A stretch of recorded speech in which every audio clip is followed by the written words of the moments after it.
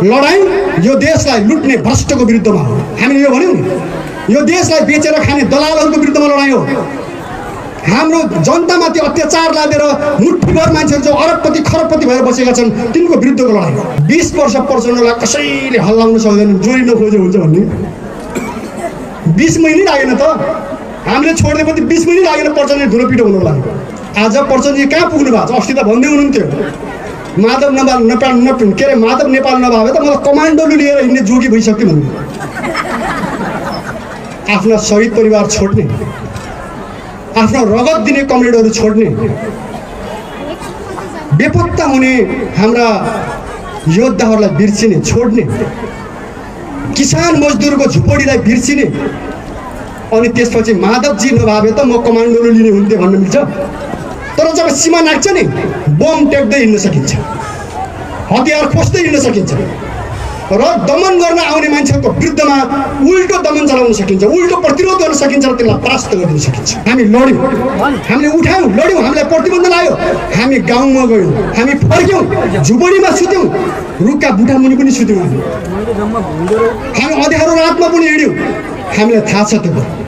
मेरो 94 वर्ष पुगेको आमा हुनुहुन्छ, सायद तपाईँहरूलाई लाग्दो गाउँमा हामी सबै छौँ। यो घरमा बस्न मैले मेरै भाइ भतिजालाई पनि नचिन्ने भइएछ कि यहाँ, जहाँ दारी जुवा निहालेका छन्, मेरो ठुल्ठुला भएका छन्, तिनी कसैलाई पनि चिन्दैन। यहाँ चाहिँ प्रचण्ड कमरेडले केपीको विरुद्धमा के गर्नुभयो भन्दाखेरि 19 बुँदे लेख्दाखेरि सबै भ्रष्टाचार गर्ने यही हो भन्नु। यसकै संरक्षणमा भ्रष्टाचार भइरहेको छ भन्नुहुन्छ। केपीजी भन्नुहुन्छ मेरा मान्छे त थोरै हुन्, बढी त प्रचण्डकै हुनुहुन्छ। तपाईँहरू पनि त्यस्तै हुनुहुन्न भन्ने कुराको ग्यारेन्टी के भनेर सोध्ने प्रश्न यही छ। हामी हुँदैन, हामीलाई पुरा विश्वास छ। हाम्रो मुटुमा 10 वर्ष लडाइँको हामीसँग चाहिँ एउटा के छ, प्रतिबद्धता छ हामीसँग, हामीले बिर्सेका छैनौँ। हाम्रो साथीहरूलाई हामीले चाहिँ चिहानमा दफ्नाएर हिँड्दाखेरि हामी शहीदको सपना पुरा गर्छौँ भनेको कुरा हाम्रो मुटुमा छ। सेनामा पनि बहिनीहरू हुनुहुन्छ, नौजवान बहिनीहरू हुनुहुन्छ। कसले सिकायो बन्दुक पड्काउनु? हाम्रो गाउँमा त पहिला कस्तो थियो, महिलाले बन्दुक हान्यो भने होइन गाई बाख्राहरू रुख चढ्छन् भन्ने थियो, समाज बौलाउँछ, यस्तो गर्नु हुँदैन भन्ने थियो। न्यायको लागि सङ्घर्ष गर्न डराउनु हुँदैन। न्याय धेरै शक्तिशाली हतियार हो भन्न त केपीजीले भन्नु ठिकै लाग्छ। अस्ति एकचोटि केपी ओलीले भाषण गर्नुभयो प्रचण्डहरूसँग झगडा गर्दा, उहाँले के भन्नुभएछ भने होइन सत्यसँग लड्दैनौँ, शक्तिसँग जुट्दैन भन्नु कुरा त ठिक हो होइन। अहिले उतापट्टिबाट अध्यक्ष हुनुभएको छ, केही छैन, उहाँहरूसँग फेरि आइहाल्नुहुन्छ, पछि हामी सँगै हुने भइहाल्छ। जसले सही गर्छ घुमी त्यही आउनुपर्छ के। हाम्रो बुढी आमाहरूले भन्ने गर्नुहुन्छ सत्यको धन हुन्छ, 9 डाँडा काटेर पनि फर्केर आउँछ अरे।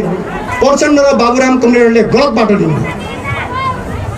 मन्त्री हामी हुन सक्दैन थियौँ। तपाईँ एकछिन परिकल्पना गर्नुहोस् त, यहाँ त कतिजना मान्छे त संसद भएकै हुनुहुन्छ त यहाँ। तर समय बदलियो र एउटा यस्तो समय आयो हाम्रा आमा दिदी बहिनीहरूलाई दास बनाइयो, सिर्फ काम गर्ने कामदार बनाइयो, उनीहरूलाई उपभोग गर्ने वस्तु बनाइयो, दमन गरियो, व्यापार गरियो र यति धेरै उत्पीडन गरियो उनीहरूको जीवन एक प्रकारले पशुको भन्दा पनि तल पुग्यो। हामीले सुनेका छौँ, पढेका छौँ। कुनै बेला युरोपमा कस्तो थियो रे दिदीबहिनीहरू भने पुरुषको लागि महिलाहरू दासी बन्नुपर्ने र मालिक मर्यो भने महिलाहरू मालिकसँगै जल्नुपर्ने, यस्तो बनाइयो संसारमा। अनि राजा रजौटाहरू ठुला बडाहरूको लागि मान्छे जिउँदै आगोमा जल्दिनु पर्ने। यदि महिला दिदीबहिनीहरू आगोमा जलेनन् भने अशुद्ध हुन्छ, आफ्नो मालिक स्वर्ग जान पाउँदैन, बाटो खुल्दैन। त्यसैले महिलाहरू कसको लागि जल्नुपर्छ? मालिकको लागि जिउँदै जल्नुपर्छ। यस्तो समय थियो युरोपमा, आजको जर्मनमा, आजको बेलायतमा, आजको फ्रान्समा, अमेरिकामा यस्तो समय थियो। जुन मालिकले आफूसँग धेरै दिदीबहिनीहरूलाई अथवा महिलाहरूलाई आगोमा हाल्न सक्थ्यो उसलाई सबभन्दा आनन्द प्राप्त हुन्थ्यो अरे स्वर्गमा। यस्तो बनाइयो। यो भारत र नेपालमा पनि त्यस्तो थियो। आजभन्दा 100 वर्ष अगाडिसम्म त्यस्तो थियो। चन्द्र शमशेरको पालासम्म नेपालमा कस्तो थियो भने राजा मरेपछि श्रीमतीहरू जिउँदै आगोमा जल्नु पर्थ्यो। किन? राजाको स्वर्गको लागि। रानीहरू मात्रै होइन, श्रीमतीहरू मात्रै होइन, उनको घरमा काम गर्ने दासी भनिन्थ्यो त्यति बेला, दासीहरू पनि जल्नु पर्थ्यो। रणबहादुर शाह, राजेन्द्र शाहहरू मरेपछि बिचरा निर्दोष चेलीहरू, उनको घरमा दरबारमा काम गर्ने दर्जनौं चेलीहरूलाई जिउँदै आगोमा जलाइयो, पशुपतिमा लगेर घिसार्दै। अनि त्यहाँ एउटा धार्मिक प्रवचन गरियो कि जति धेरै दासी र श्रीमतीहरू आगोमा जल्छन् राजाहरूले स्वर्गमा त्यत्तिकै आनन्द पाउँछन्। यस्तो जमाना थियो। समय बदलिँदै गयो। महिलाहरूमा चेतना आउँदै गएर चेतना आउँदै गरेको महिलाहरूमा कम्युनिस्टहरूले एउटा नयाँ विचार भरिदिए। उत्पीडन सहनु पनि त्यत्तिकै ठुलो पाप हो। उत्पीडन जसले गर्छ सताउँछ त्यो ठुलो एउटा अन्याय त हो नै। उत्पीडन सहनु पनि त्यत्तिकै अर्को पाप जस्तै हो अथवा त्यत्तिकै गलत कार्य। त्यसैले महिलाहरू यदि अधिकारको लागि लड्ने हो भने, उनीहरूले यदि पुरुषसँग अधिकार पाउने हो भने विद्रोह भन्दा अर्को बाटो छैन। कम्युनिस्टहरूले यो चेतना महिलाहरूलाई दिए। कम्युनिस्टको नेता मार्क्सले आफ्नो घोषणापत्रमा लेख्नुभयो, एक दिन यस्तो समय आउनेछ अर्काको लागि जल्नु पर्ने महिलाहरू, अर्काको लागि दासी बन्नु पर्ने महिलाहरू, अर्काको लागि कामदार बन्नु पर्ने महिलाहरू विद्रोहको आगो बालेर आफै मालिक, आफै सत्ता सञ्चालन गर्ने योग्य बन्नेछन्। त्यो दिन आउँछ, तपाईहरु नहिचकिचाउनुहोस्, मार्क्सले भन्नुभयो। उहाँले यो पनि भन्नुभयो,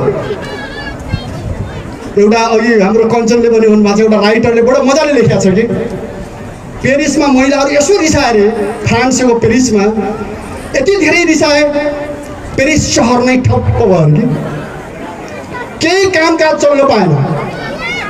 सारा महिलाहरू सङ्घर्षमा उत्रिएपछि एउटा मान्छेले लेखेछ, पेरिसका यति थोरै महिला उफ्रिँदा र आउँदाखेरि त यस्तो भयो भने विश्वकै महिलाहरू उत्रियो भने यो विश्व कस्तो होला, एक दिन पनि चल्दैन भने लेखेको छ कि उसले।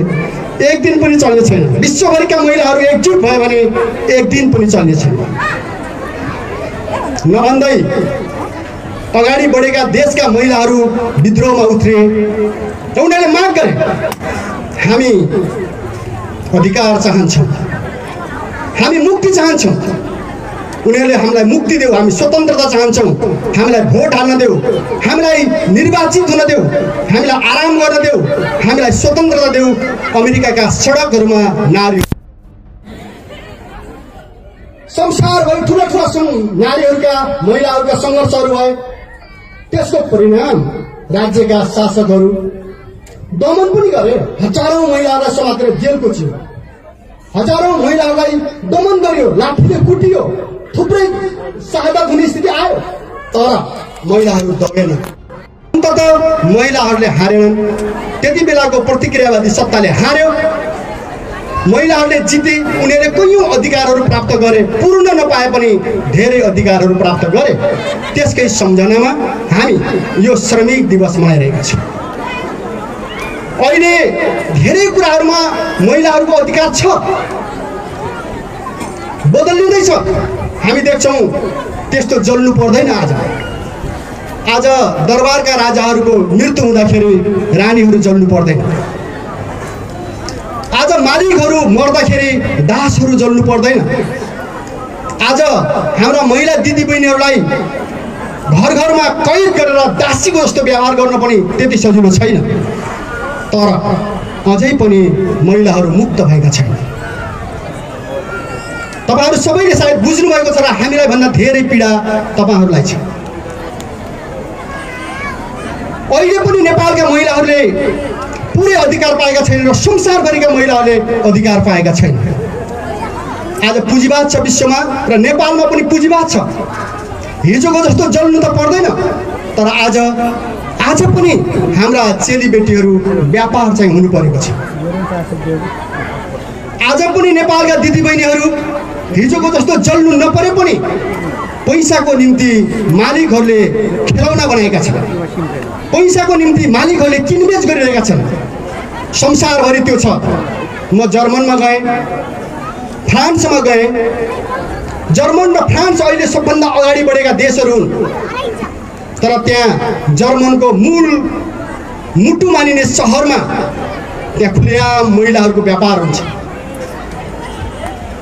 उनीहरू यहाँ आएर ठुल्ठुलो हामीलाई उपदेश दिन्छन्। युरोपियनहरू आयो भने हामीबाट ठुलो मान्छौँ र देख्ने बित्तिकै हामीलाई चाहिँबाट ठुलो मान्छे आएको जस्तो लाग्छ, मालिक आएको जस्तो लाग्छ। तर आज तपाईँले हेर्नुभयो भने फ्रान्समा हाम्रा नारीहरूको व्यापार हुन्छ, जर्मनमा व्यापार हुन्छ, अमेरिकामा व्यापार हुन्छ। यतिसम्म पनि मैले सुने जर्मनमा श्रीमानले श्रीमतीलाई कति दिनको लागि हो एउटा कोठीमा बेचेर पैसा लिएर फर्किने स्थिति पनि मैले त्यहाँ देखेँ। जर्मनमा ठुलो धनाढ्य देश भनेको ठाउँमा त्यो छ स्थिति। नेपालमा त हामीले देखेकै छौँ। त सायद त्यहाँ तपाईँहरू भुक्तभोगी पनि हुनुहुन्छ कैयौँ त। हामी कतारसम्म पुगेर फर्केका छौँ, हामी सायद इराक पनि गएर फर्केका छौँ, हामी अरबका मरुभूमिहरूमा गएर फर्केका छौँ। कैयौँलाई ठिकै होला, तर कैयौँ म आफै गएको छु। पुरुषलाई पनि त्यहाँ मजदुर मानिँदैन। खाडीमा मजदुर मानियो भने त्यहाँ सुविधा दिनुपर्छ। सुविधा दिनुपर्छ भन्ने डरले त्यहाँका मान्छेले अर्कै नाम राखेका छन्। त्यो भनिन्छ घर नोकर, होमवर्कर। घर नोकर भनेर घर घरमा राखिन्छ र मजदुरले पाउने सुविधा पनि त्यहाँ दिइँदैन। अवैध ढङ्गले कोठा कोठामा थुनेर राखिन्छ। गोरुलाई जस्तो काममा जोताइन्छ।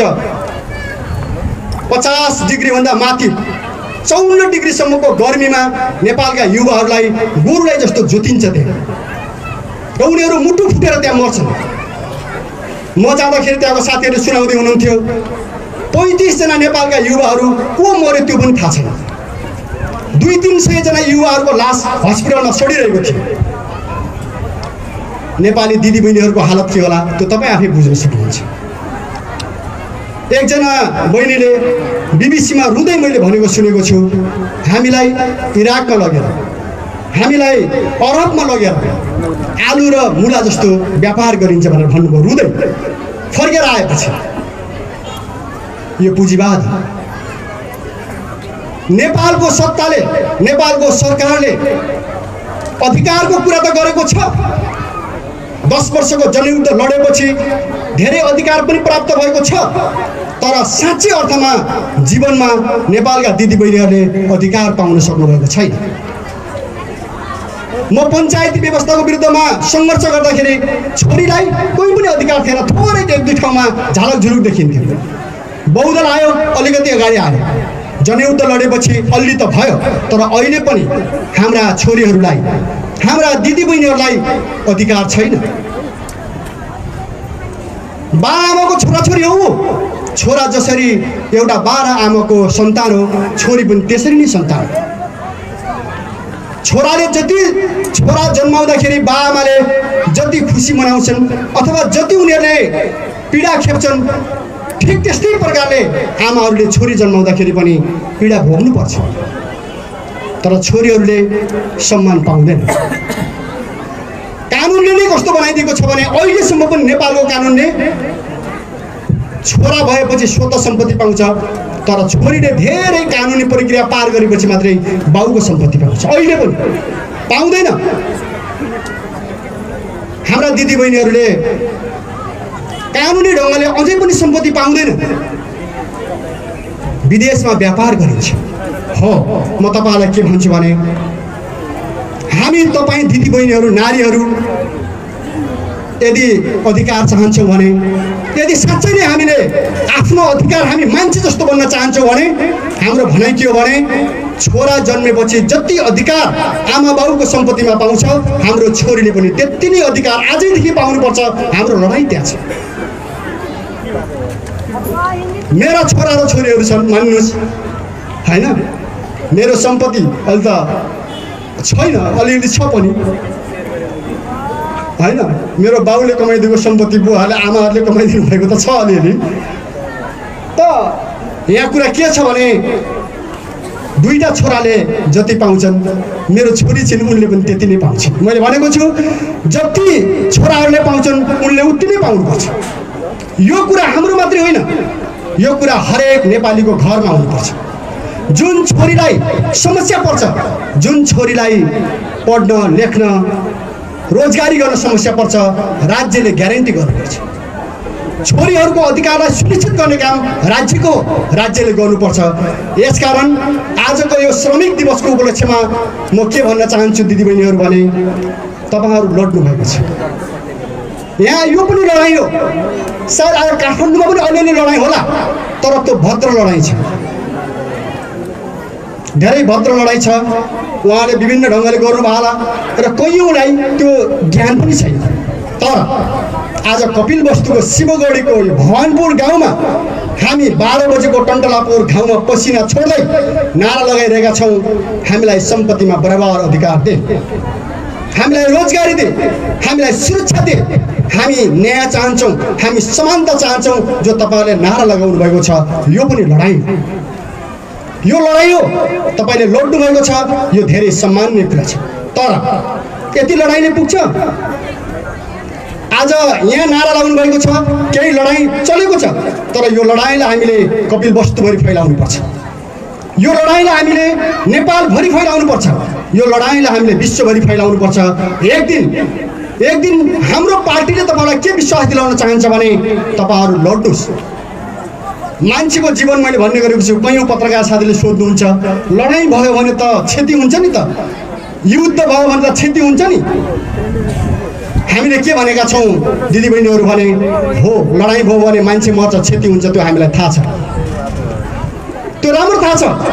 तर हाम्रो भनाइ के छ भने अर्काको दास बनेर मर्नुभन्दा, अरबको भूमिमा गएर अर्काको खेलौना भएर मर्नुभन्दा, विदेशीको दासी भएर व्यापारमा परेर मर्नुभन्दा, हाम्रै देशमा अन्याय अत्याचार भोगेर मर्नुभन्दा, सम्पत्तिमाथि अधिकार नपाएर मर्नुभन्दा, विभेद खपेर मर्नुभन्दा, विभिन्न ढङ्गले हाम्रा चेलीबेटीहरूको असुरक्षा भएर मर्नुभन्दा, बलात्कृत भएर मर्नुभन्दा, व्यापारी भएर व्यापारीहरूको हातमा परेर व्यापार गरेर मर्नुभन्दा लडेर मर्नु धेरै ठुलो कुरा।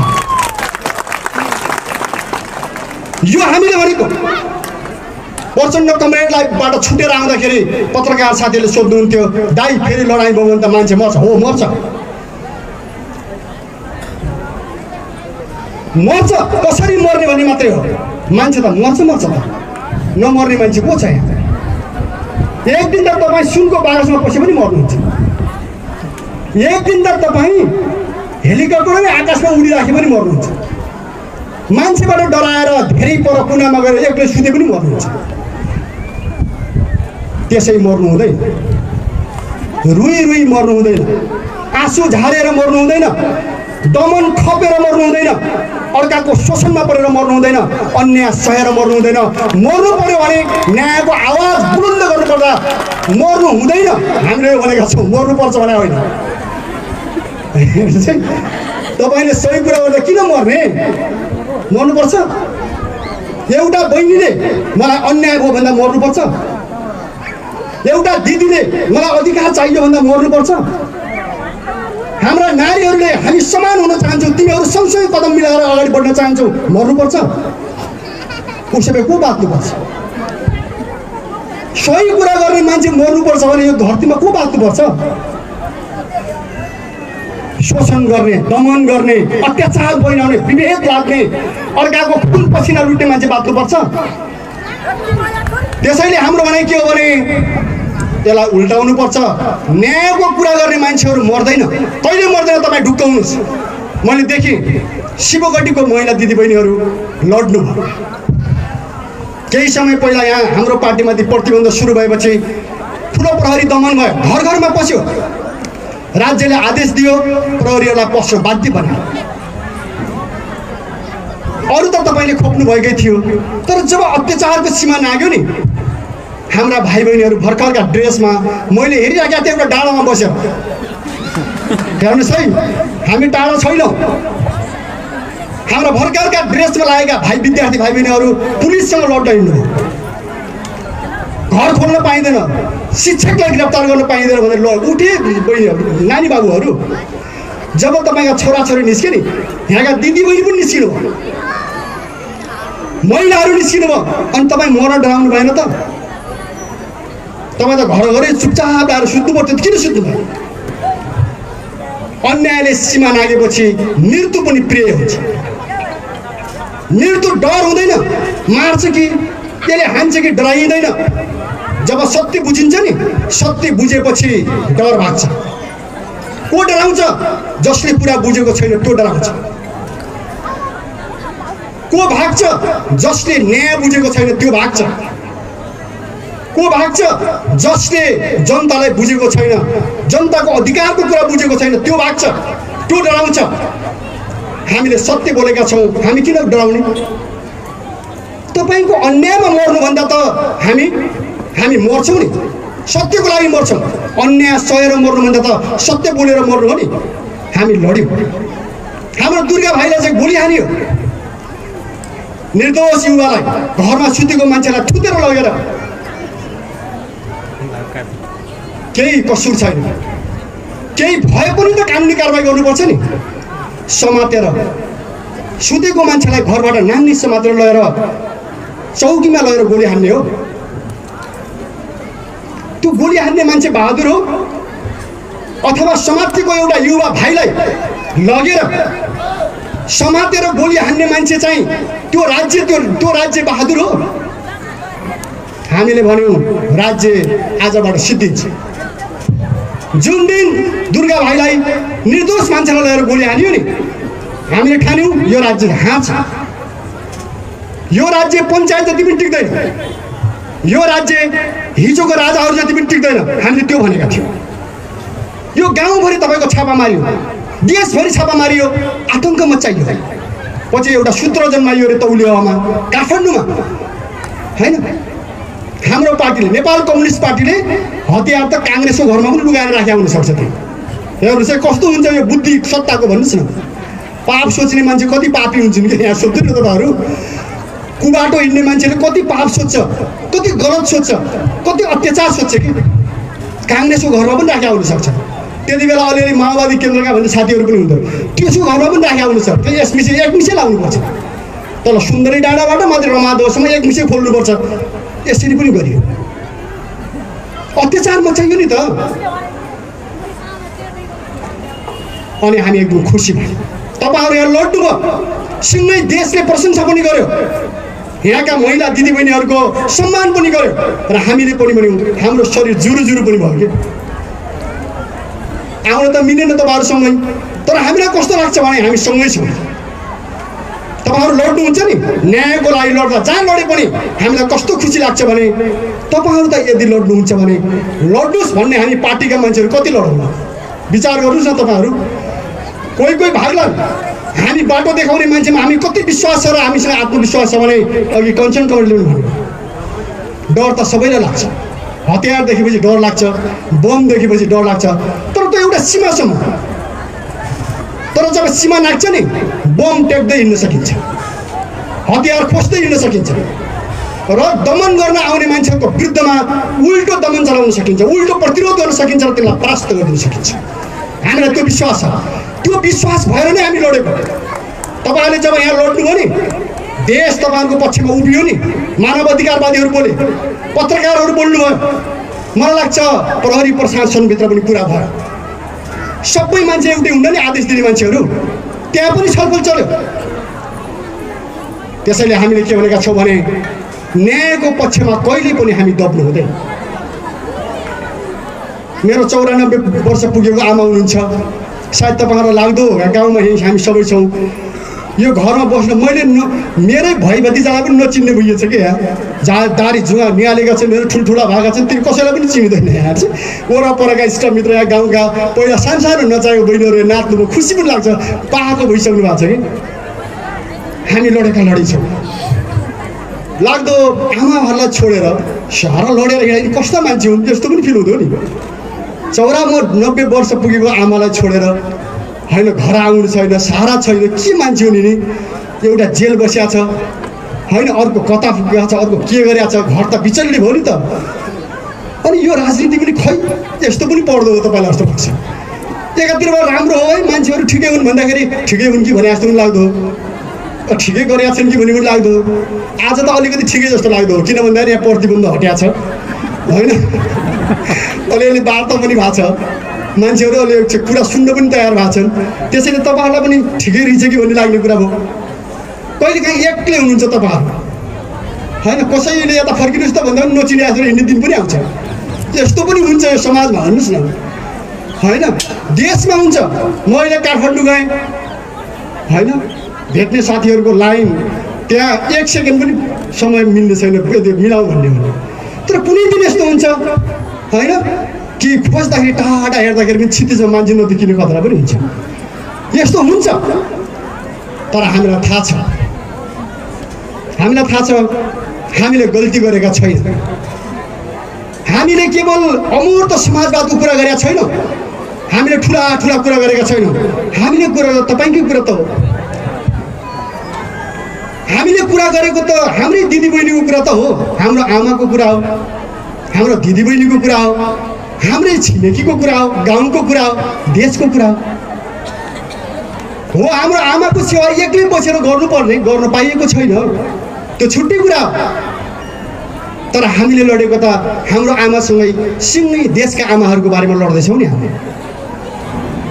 हाम्रो दिदीबहिनीहरूसँगै सँगै देशका दिदीबहिनीको बारेमा लड्दैछौँ हामी संसारभरिका महिलाहरूको लागि लड्दैछौँ नि हामीले ढाँटेको होइन हामीले साँचो भनेका छौँ महिलाहरूले जहिलेसम्म सम्पत्तिमा समान अधिकार पाउने छैनन् त्यहिलेसम्म महिलाहरू मुक्त हुने छैन अहिले तपाईँले सुन्नुभएको छ ठेकेदार यहाँ आउनु पनि भयो होला ठेकेदार साहबको चाउहरू यहाँ के छ मलाई थाहा छैन तर कैयौँ ठाउँमा के छ उही काम गर्ने पुरुषले दिनमा 1000 रुपियाँ पाउँछ उही काम गर्ने दिदीबहिनीले 600 रुपियाँ पाउँछ होइन उही काम गर्ने पुरुषले 800 रुपियाँ पाउँछ उही काम गर्ने दिदीबहिनीहरूले 500 रुपियाँ पाउँछ के हो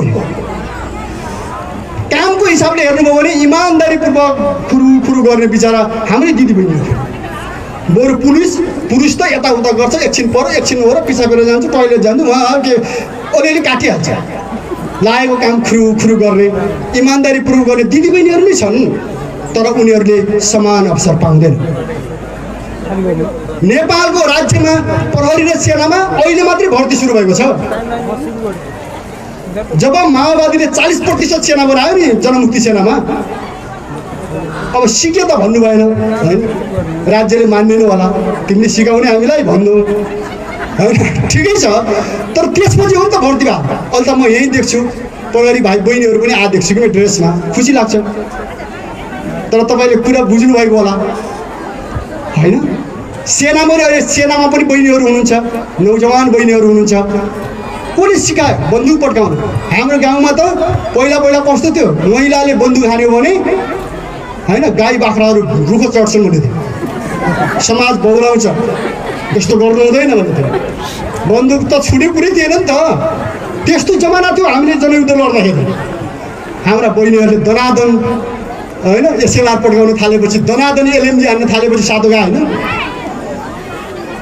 कथा छ मैले अन्त पनि भनेको छु एउटा हाम्रो स्क्वाड बनायौँ महिलाहरूको पहिला सेना बनाएपछि के गर्ने त भन्दाखेरि धेरै दिदीबहिनीहरूलाई जम्मा पार्ने स्वाहिनी भन्दै जम्मा पार्दै गर्ने बुढो थियो एउटा ठिकैको हेर्नुहोस् अनि त्यसलाई कारवाही गर्नुपर्छ भन्ने महिलाहरूले ल्याएको लोभ लालच देखाउने घर ल्याइहाल्ने कि अनि हाम्रो स्क्वाडका बहिनीहरू जानुभएछ राइफल बोकेर 7 जनाको हाम्रो एउटा पल्टन होइन त्यति बेला फटा भन्यो त जाली फटाहरू जानुभयो उनी बसेका राम्रो खाइलाई पाएका होइन मोटा घाटा बुढा राम्रो है अनि गएपछि त बहिनीहरू गएपछि टेरे पो बहिनीहरूले भन्नुभएछ दाइ तपाईँले यस्तो किन गर्नुहुन्छ अब नगर्नु होला भन्दाखेरि त सुरुमा त बुढाले जिस्काएर के भनेछ भने तिमी मध्येमा एउटी पनि यहाँ बस्यो हुन्छ भन्ने खालको कुरा गरेर त्यस्तो हुन्छ के हुन्छ जिस्काएर।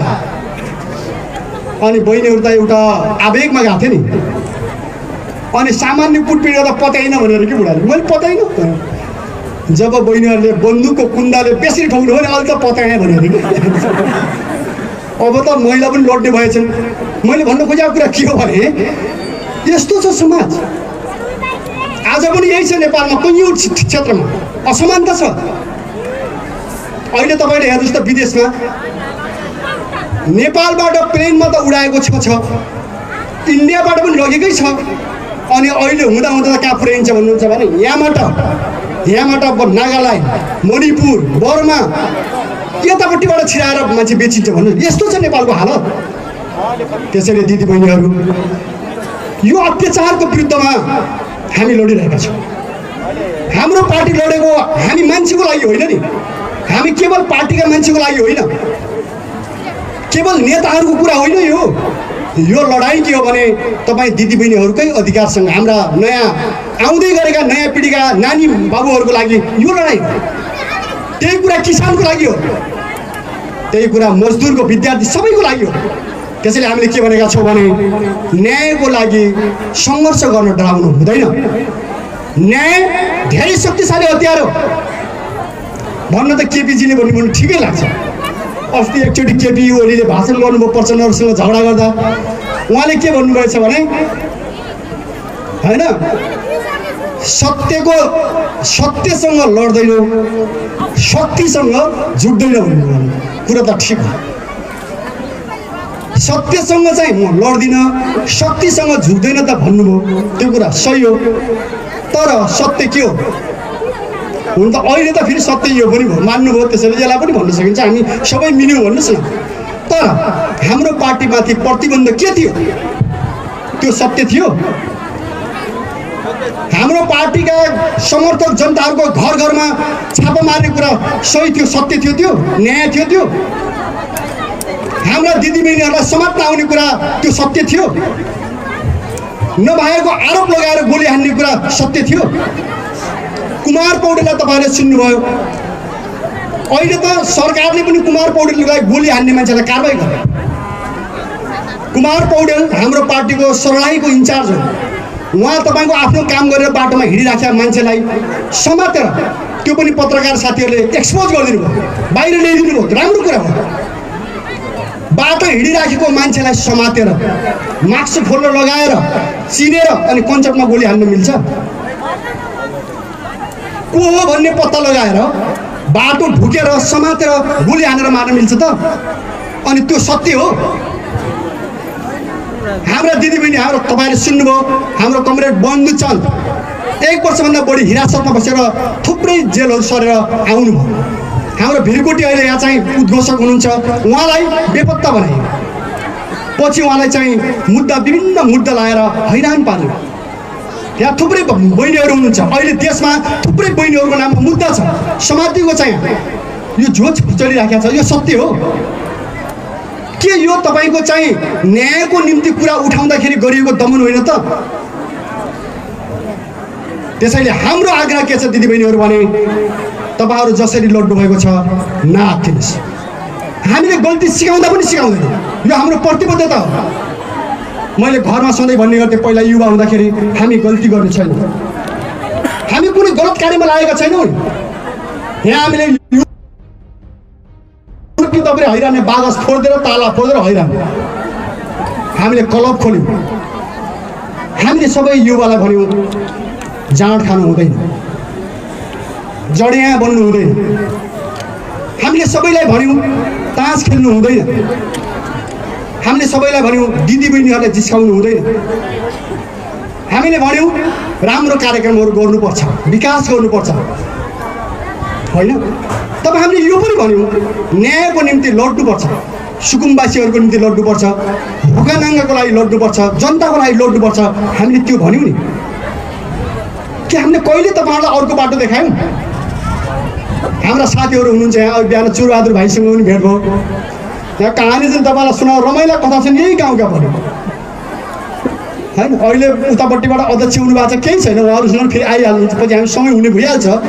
जसले सही गर्छ घुमी घुमी त्यही आउनुपर्छ के।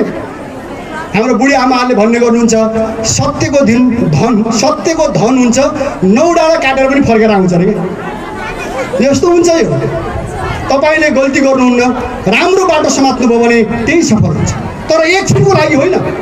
यहाँ अघि हाम्रो चाहिँ महिला कमिटीले भन्नुभयो एकछिन भाषण गर्नको लागि भनेको कुरा होइन। हामीले लगातार के भनेका छौँ भने राम्रो गर्नुपर्छ, हाम्रो घरलाई राम्रो बनाउनुपर्छ, हाम्रो गाउँलाई राम्रो बनाउनुपर्छ, हाम्रो समाजलाई राम्रो बनाउनुपर्छ, सबैलाई एउटा न्याय दिनुपर्छ। हामी जानुपर्छ, हामीले यो भनेको। तर हामीलाई दमन किन त फेरि? हामी जनयुद्धमा जाँदाखेरि पनि के हाम्रो कुरा मात्रै गरेका थियौँ त? हामीले नेपाली किसान, मजदुर, महिला, युवा युवती सबैले न्याय पाउनुपर्छ, त्यसकै लागि हामी लड्यौँ नि त। कहिले हामीले आफ्नो सुख सुविधा भनेर बस्यौँ त? भनेनौँ नि हामीले।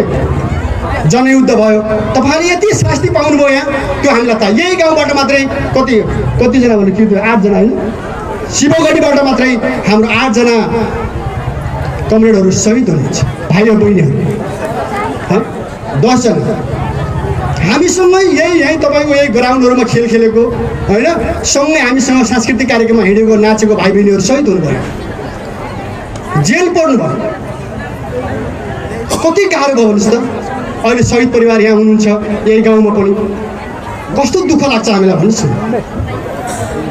हामीले त्यो गुमाएर लड्यौँ। वीरजङ म्याग्दीमा घाइते हुनुभयो यहाँको त वीरजङ, ठुलो मान्छे बोक्नै सकेन छन् भाइहरू।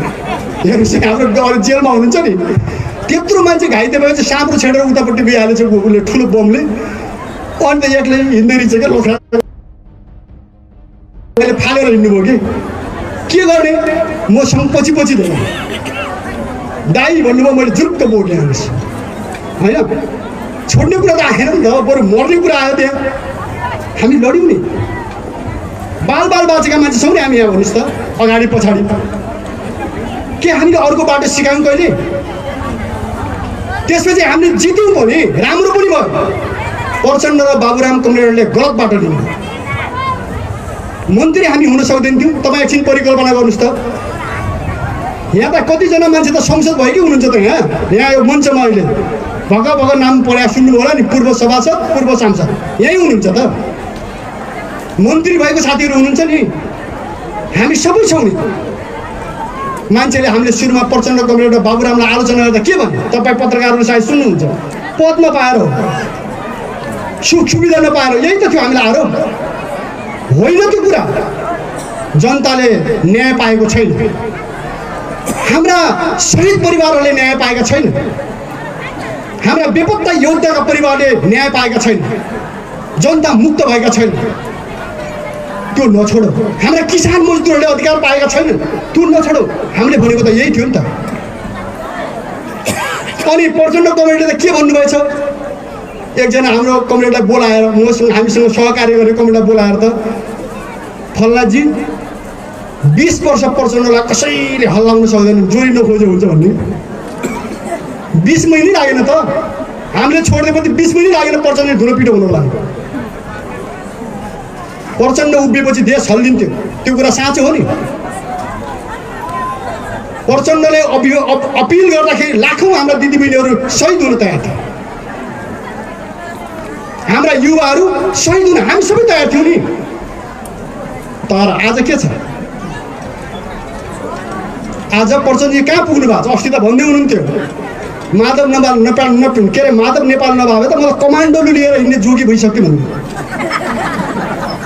आफ्ना शहीद परिवार छोड्ने, आफ्नो रगत दिने कमरेडहरू छोड्ने,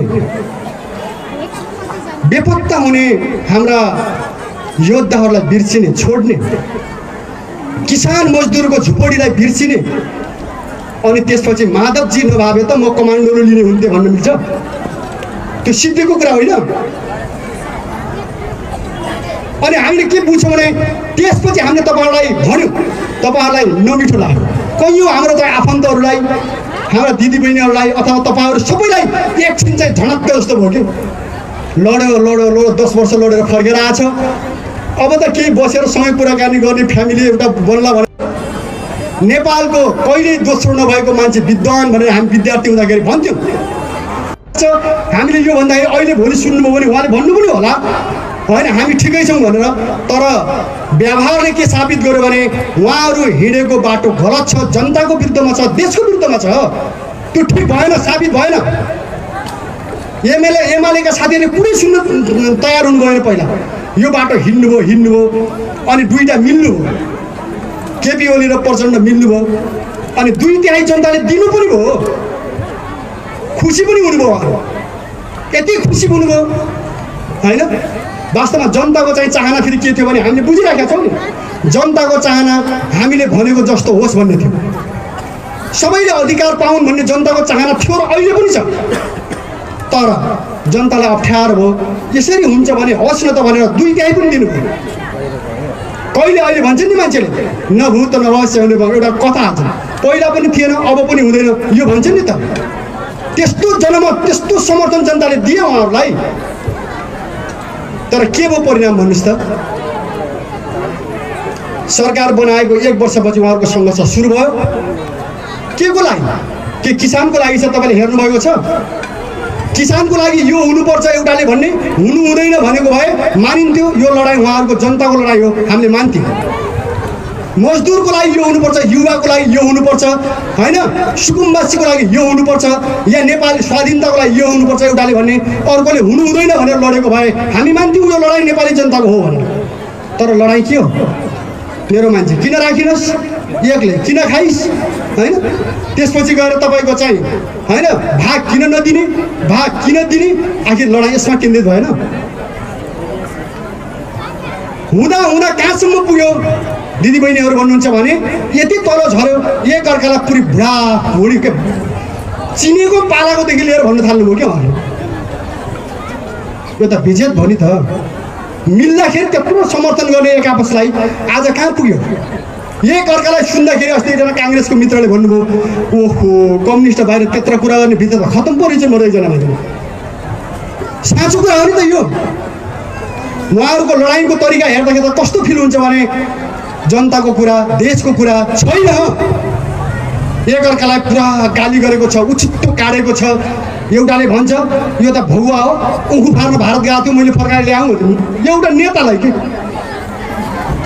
अर्कोले के भन्छ, यसलाई त मैले कोठामा प्रशिक्षण दिएँ पहिला, यसले केही जान्दैन थियो, यसलाई मैले सिकाऊँ अनि जान्ने पऱ्यो। यस्तो हो तरिका। जनताको मत पाएर अपमान गर्ने जनतालाई, अनि त्यहाँ पुगेर त्यत्रो गर्ने भएपछि अनि योले के देखाउँछ भन्दा यो बाटो गलत छ नि त। यो बाटो गलत छ। तपाईँहरू आफ्नो निम्ति, आफ्नो गुट, आफ्नो व्यक्तिको निम्ति भने जसरी हिँडिराख्नु भएको छ, त्यसले के देखायो भने यसले जनतालाई सुख दिँदैन, यसले देशलाई प्रगति दिँदैन। यही साबित भयो नि त। यही कुरा हामीले भन्यौँ, आज साबित भयो। हामीले यही कुरा भन्दाखेरि पहिला पार्टी फुटाएको आरोप लगाइयो, अनि त्यसपछि गएर देशमा अस्थिरता ल्याएको आरोप लगाइयो, हामीलाई शान्ति विरोधी भनियो। हुँदा हुँदा हामीलाई प्रतिबन्ध लगायो। तपाईँलाई थाहा छ नि हामीले के गरेका थियौँ ल भन्नु त? हामीले त यो गरेका थियौँ कि एनसेलले करप्सन गर्यो। तपाईँहरू सबैलाई थाहा, भ्रष्टाचार भयो भनेर मन्त्रीले पनि भन्नु, मन्त्रीले पनि भ्रष्टाचार भयो भनेर भन्नुहुन्छ, पार्टीको नेताले पनि भ्रष्टाचार भयो भन्छ। अनि कसले गर्यो त भन्दाखेरि हाम्रो देशको बजेट जम्मा 12 खरब 15 खरब हुन्छ, 1 खरब पैसा एउटै कम्पनीले भ्रष्टाचार गर्यो। एउटै कम्पनीले 1 खरब पैसा एनसेलले कर तिरेन। हामीले भन्यौँ कर तिर्नुहोस्, त्यो विदेशी कम्पनी हो, त्यसले कर तिर्नु पर्यो नि त। मुनाफा कति गरेको छ भन्दाखेरि खरबौँ गरेको छ, अनि नेपाललाई तिर्नुपर्ने करै नतिरेर हिँडेको छ। अनि सरकारका मान्छेहरू उसकै पक्षमा लागेर हिँडेको छ, हामीले कारवाही गर्यौँ। त्यो हाम्रो गल्ती हो त। अनि भ्रष्टाचार गरेर तपाईँको अहिले हेर्नुभयो भने गाउँ गाउँमा चरम भ्रष्टाचार छ कि। भ्रष्टाचार गर्नु हुँदैन, भ्रष्टाचारीहरूलाई हामीले कारवाही गर्यौँ, त्यो हाम्रो गल्ती हो त। बलात्कार गर्ने मान्छेहरूलाई हामीले कारवाही गर्यौँ, त्यो हाम्रो गल्ती हो त। अनि हाम्रो दिदीबहिनीहरूलाई विदेशमा बेच्ने, त्यसलाई मानव तस्कर भन्छ, मानव तस्करहरूलाई कारवाही गर्यौँ, हाम्रो त्यो गल्ती हो त। अनि हाम्रो शहीद परिवारहरूलाई राष्ट्रिय शहीद घोषणा गर्नुहोस् भन्यौँ हामीले, त्यो हाम्रो गल्ती हो त। किसानहरूलाई होइन सस्तोमा या निःशुल्क ऋण दिनुपर्छ हामीले भन्यौँ, त्यो हाम्रो गल्ती हो। मजदुरहरूलाई सत्तामा अधिकार दिनुपर्छ भन्यौँ, त्यो हाम्रो गल्ती हो। पढे लेखेका युवाहरू बुद्धिजीवीहरूलाई अवसर दिनुपर्छ, देशभित्रै अवसर दिनुपर्छ भनेर हामीले भन्यौँ, त्यो हाम्रो गल्ती हो। त्यो थिएन। हामीले न्यायको कुरा बोलेको कुरा थियो नि, तर उहाँले हामीलाई प्रतिबन्ध लगाउनु भयो। हामीलाई उहाँले जबरजस्त बन्दुक देखाएर हाम्रो बोली रोक्न खोज्नुभयो कि बन्दुकको बलमा उहाँले के गर्नुभयो भने जनतासँग जानी नदिने, जनतामा कुरा भन्नै नदिने, अनि भन्ने के शान्तिपूर्ण तरिकाले भन्नुपर्छ भन्ने। हामीले के लडाइँ लडेका छौँ त? त्यत्रो साथीहरू हाम्रो शहीद हुनुभयो, हामीले खोपिराखेका छौँ नि त। हामीले भन्यौँ हाम्रो कुरा तपाईँहरूले शान्तिपूर्ण तरिकाले भन्न दिनुहोस् न। हामी किसानको कुरा भन्छौँ, दिदीबहिनीको कुरा हामी भन्छौँ, युवा युवतीको कुरा हामी भन्छौँ, देशको कुरा भन्छौँ, त्यो भन्न दिनुहोस् न हामीलाई। भन्नु भने भन्ने मात्रै होइन, तपाईँ एउटा बलात्कारी मान्छे गाउँमा घुमिराखेको छ, बलात्कार नगर नछो भनेर मानेन भने के गर्ने? त्यति मात्रै भन्ने, रुख चढेर भनेर पनि मान्दैन होइन, ढिकमा उभिएर भने पनि मान्दैन, सडकमा बसेर भन्दा पनि मान्दैन भने त्यसलाई समातेर घिसार्नु पर्दैन? अनि घिसार्दाखेरि त्यो तपाईँको शान्ति भङ्ग भएको हुन्छ।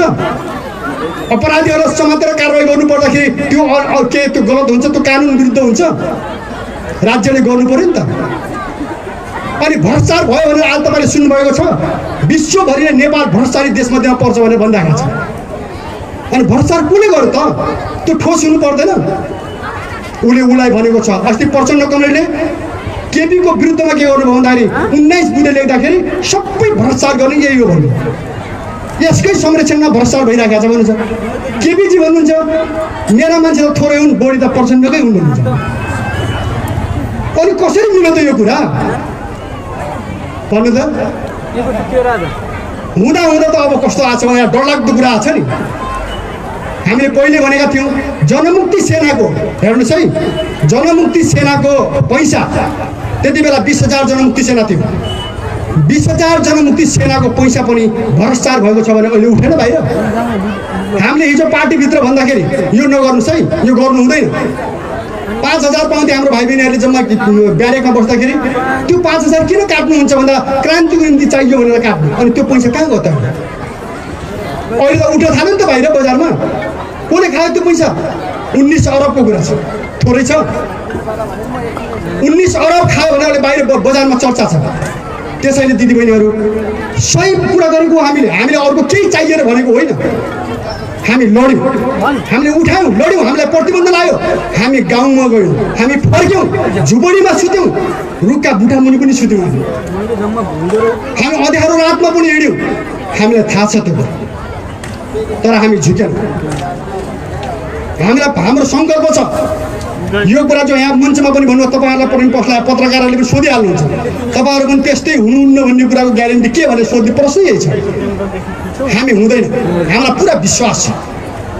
हाम्रो मुटुमा 10 वर्ष लडाइँको हामीसँग चाहिँ एउटा के छ, प्रतिबद्धता छ हामीसँग। हामीले बिर्सेका छैनौँ। हाम्रो साथीहरूलाई हामीले चाहिँ चिहानमा दफ्नाएर हिँड्दाखेरि हामी शहीदको सपना पुरा गर्छौँ भनेको कुरा हाम्रो मुटुमा छ होइन।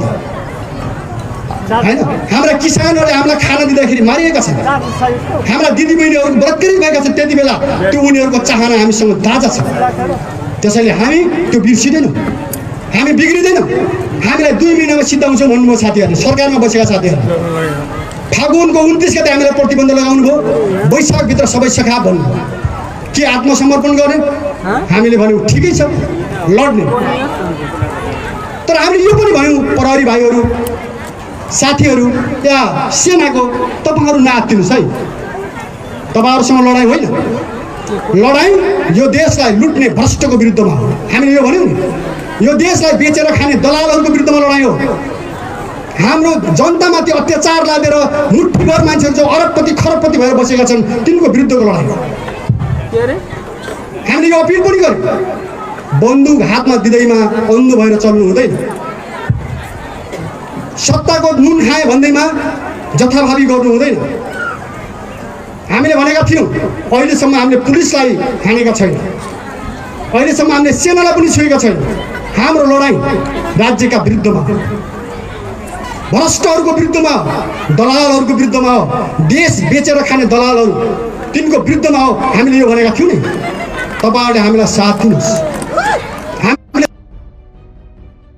चुप्पी हुन्छ नि के अरे तरकारी काट्ने चुप्पी, त्यसैले दिदीबहिनीहरू लड्न सक्छन्, लड्न सक्दैनन्। हान्यो भने मान्छे मर्दैन यति लामो छुरीले।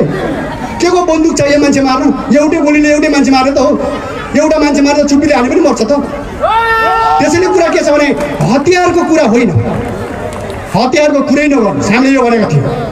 तर हाम्रो दिमागमा एउटा हतियार छ, हाम्रो दिमागमा छ, अहिले पनि छ त्यो हतियार। तपाईँ झिक्न सक्नुहुन्न। कसैले हाम्रो दिमागको हतियार झिक्न सक्छ? कसैले सक्दैन। अमेरिका आए पनि सक्दैन, त्योसँग वैज्ञानिक छन् त्यसले पनि सक्दैन। हाम्रो हतियार के छ भने हामी अन्यायमा पऱ्यौँ भने हामी लड्छौँ भन्ने दिमागमा हाम्रो हतियार छ।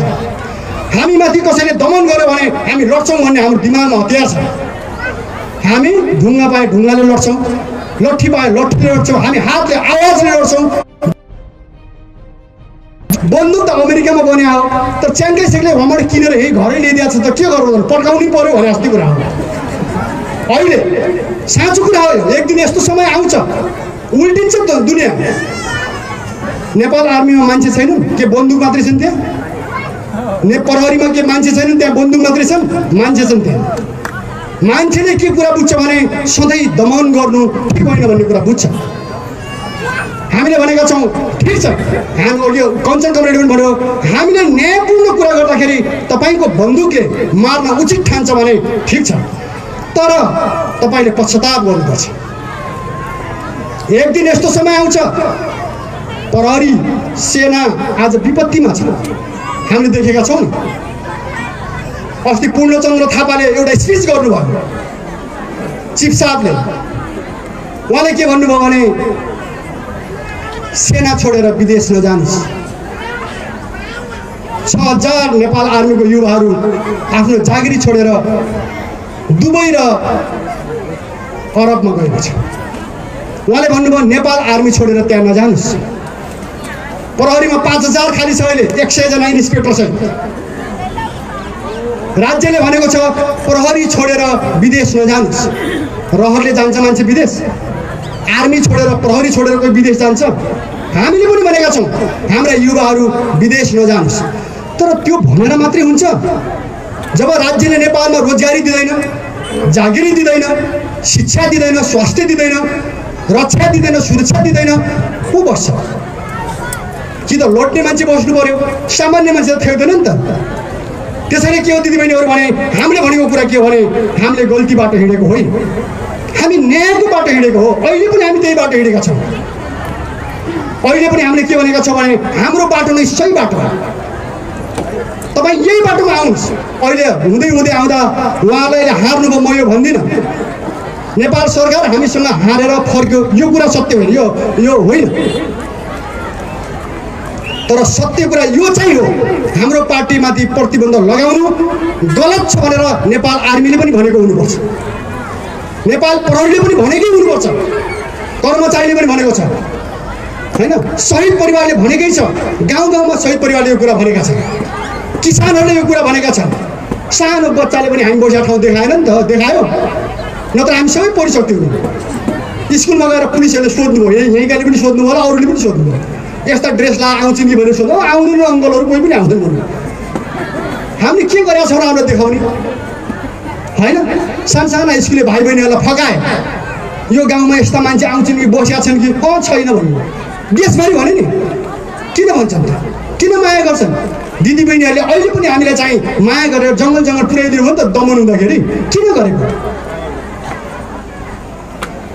पुरा बाटा छिकेर बस्नुपर्ने। यहाँ शिवगढीमा आउँदा पहिले माथिबाट रम्मादेवीले गङ्गटे हुँदै पर जौबराजसँग बाटा कुरेर किन बस्नु पर्यो? जनतामा विश्वास छैन नि त राज्यलाई। राज्य त के छ भन्नुहुन्छ भने जनता त उतै छन् भन्ने छ कि, जनता भित्रभित्रै उतै छन्। अब त बाटो सेक्नुपर्छ।